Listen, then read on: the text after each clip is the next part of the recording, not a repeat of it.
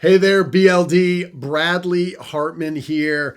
I've heard lots of sales managers and sales reps talking about 2026, and they're saying things like, well, I think it's going to be soft, kind of like 2025, and we just need to play defense. We got to hunker down, and hopefully in time, rates will come down and starts will go up, and the good times shall return.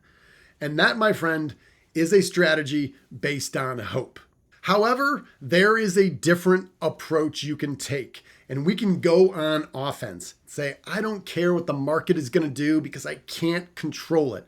What we can do is we can do our best to deliver value first and show all these non-customers in our market all the things that we do better or different and bring them over to our side.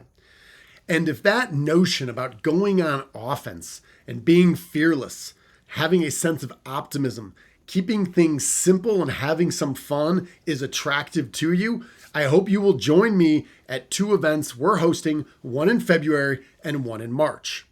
We'll be in Minneapolis on February 26th and 27th, and outside of Kansas City on March 24th and 25th. Both of these events will be 1.5 day sales training workshops for individual sales contributors and sales managers.